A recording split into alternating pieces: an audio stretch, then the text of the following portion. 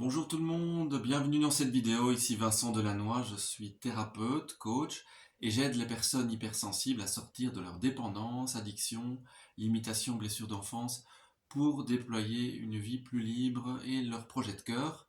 Alors aujourd'hui, on va voir le sujet comment se détacher du regard des autres.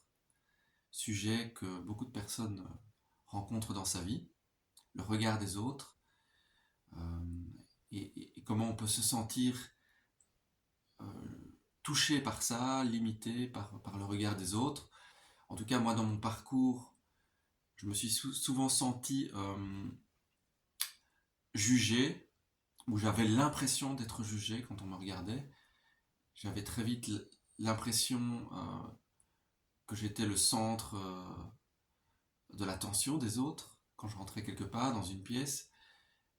Et j'avais la croyance qu'on me jugeait, j'avais la croyance qu'on me jugeait négativement, ou qu'on se moquait de moi. Dès que des gens riaient dans une pièce, j'avais l'impression qu'on se moquait de moi.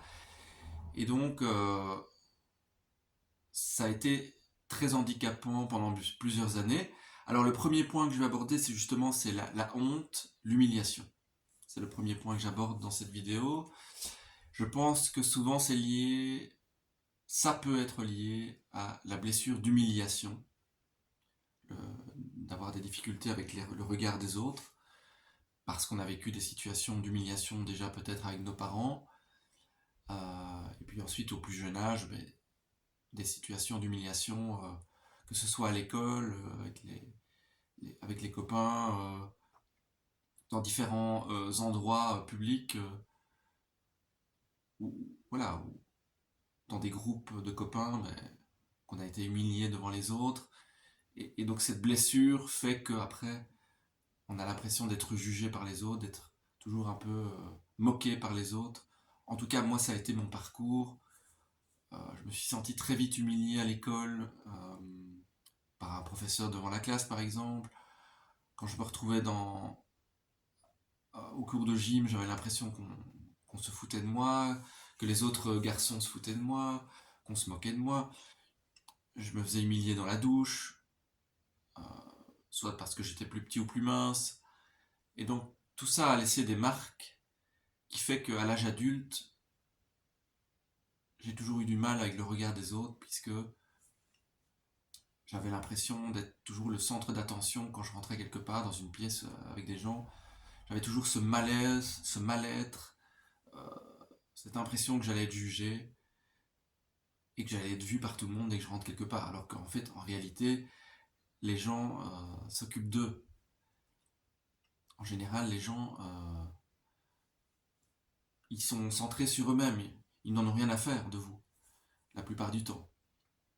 Et donc, ce sont des croyances qui se développent à cause de blessures d'enfance, à cause de situations vécues dans l'enfance ou plus jeune, et qui sont des mémoires qui restent en nous et qui nous influencent après à l'âge adulte.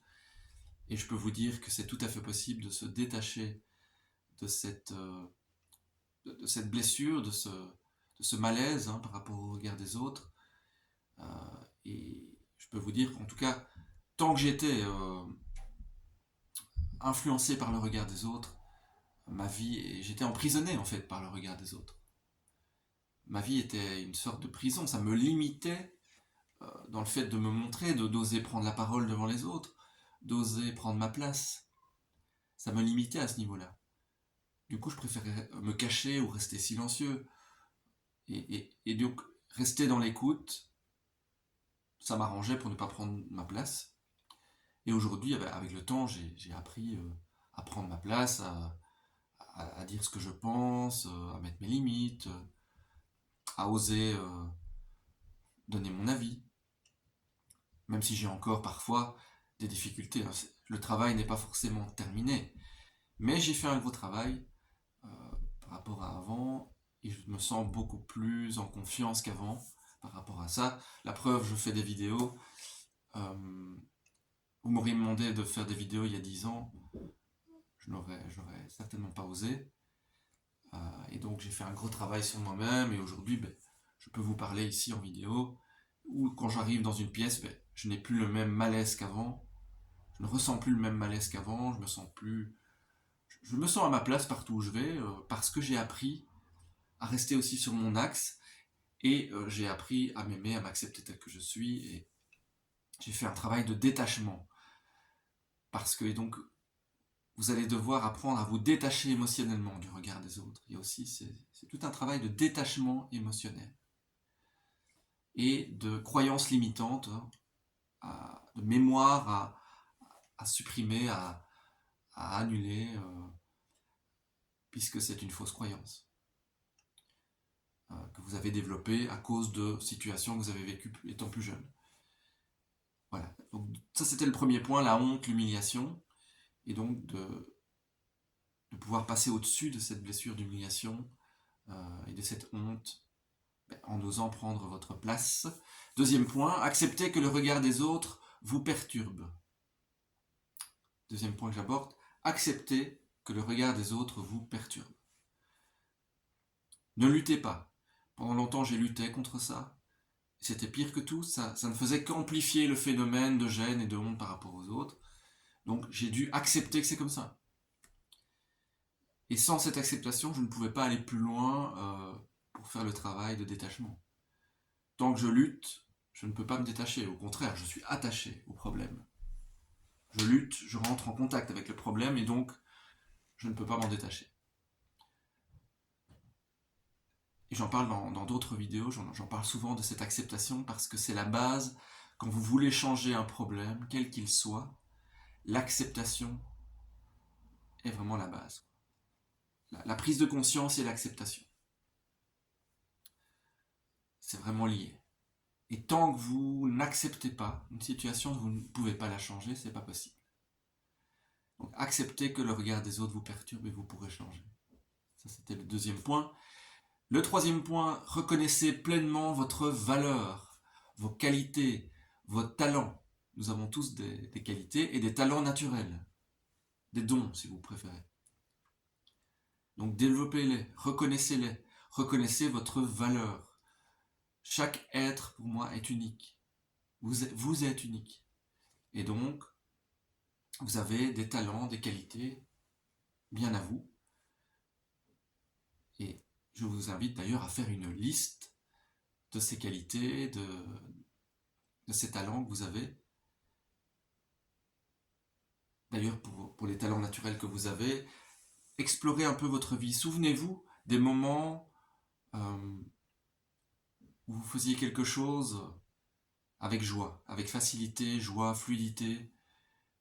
Et bien, cette chose que vous arriviez à faire facilement et avec plaisir, avec joie, vous pouvez être sûr que c'est un talent que vous avez.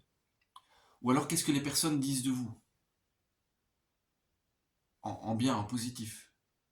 Donc, repensez à tout ça, à toutes ces personnes, à toutes les choses positives que des personnes vous ont déjà dit tout au long de votre vie, et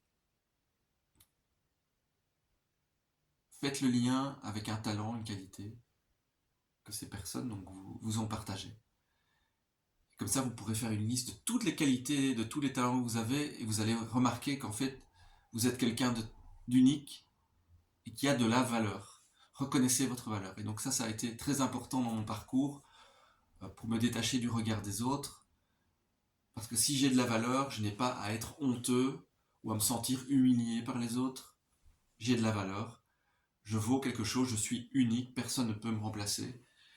Et donc, je peux être fier, je peux être reconnaissant envers la vie, d'être qui je suis avec les qualités que j'ai et d'être quelqu'un d'unique. Donc reconnaissez votre valeur, écrivez tout ça, écrivez toutes les choses positives. Souvenez-vous de tout ça, de toutes les choses positives qu'on vous a dit dans votre vie et de tous ces moments où vous avez eu du plaisir et de la joie à faire des choses, à créer. Et connectez-vous à ces talents, à ces qualités. Et le quatrième point qui est lié à ça, c'est l'estime de soi. Développer l'estime de soi. Si vous reconnaissez votre valeur, que vous développez vos qualités, que vous reconnaissez pleinement vos talents, vous augmentez votre estime de vous-même. C'est vraiment lié à la reconnaissance de qui vous êtes. C'est de la valeur que vous vous donnez Et cette valeur que vous vous donnez fait monter l'estime de vous-même. Parce que si vous êtes dans la blessure de l'humiliation, si vous vous sentez honteux, si vous avez un problème avec le regard des autres, ça veut dire que vous vous mettez en infériorité.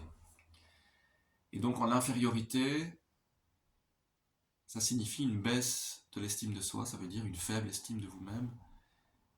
Et donc en reconnaissant vos talents et vos qualités, vous augmentez votre estime de vous-même. Et pour continuer à développer cette estime de vous-même, c'est aussi prendre soin de vous, bien sûr, vous mettre en priorité, vous faire des choses qui vous font du bien, hein, vous développez une vie, vous créez une vie sur mesure qui vous fait du bien, qui vous correspond, dans laquelle vous vous sentez en harmonie, et tout ça va augmenter votre estime de vous-même. Ça, je peux vous l'assurer. Petit à petit, moi j'ai créé une vie sur mesure qui me convient, en apprenant à me connaître, comment je fonctionne, de quoi j'ai besoin. Moi par exemple, j'ai besoin de méditer beaucoup, d'être dans le silence. J'ai besoin de faire du sport, d'aller à la piscine, de beaucoup marcher aussi dans la nature, de me connecter à la nature, ça j'en ai besoin. J'ai besoin à un moment donné, oui, de me couper du monde et de rester seul. Et si je respecte ça, mon estime de moi alors est bonne.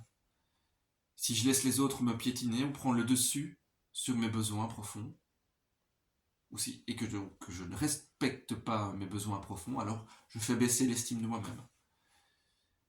Et c'est toujours une notion d'équilibre, de ne pas tomber non plus dans l'extrême, c'est-à-dire, oui, vous avez des besoins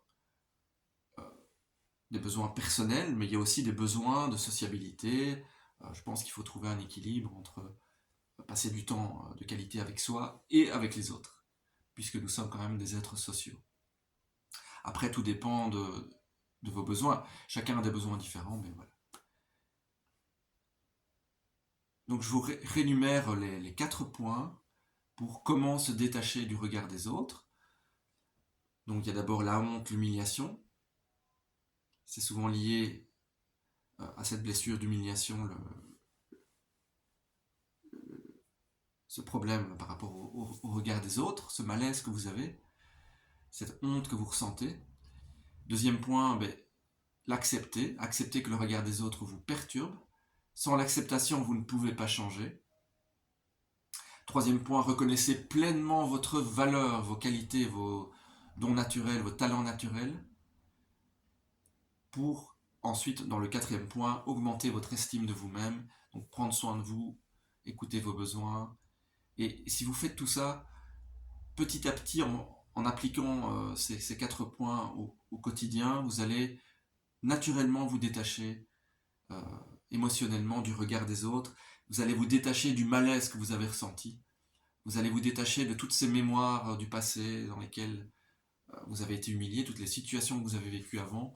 Vous allez vous détacher de toutes ces sensations de malaise et de mal-être petit à petit, en appliquant tout cela, en reconnaissant votre blessure d'humiliation, de honte, en acceptant que ça existe et que vous pouvez le changer, en reconnaissant pleinement votre valeur et en développant l'estime de vous-même. Voilà, j'en ai fini pour cette vidéo. Merci d'aimer la vidéo avec le petit pouce pour me soutenir, ce sera super sympa de votre part. Et d'appuyer sur la cloche pour vous abonner et vous recevrez régulièrement des nouvelles vidéos et des conseils pour sortir de vos dépendances, addictions, limitations, blessures d'enfance. Et n'hésitez pas à me contacter, à mettre des commentaires. Si vous voulez que j'aborde certains sujets, c'est avec plaisir que je le ferai. Et je vous dis à bientôt pour une nouvelle vidéo. Prenez soin de vous, merci, à bientôt.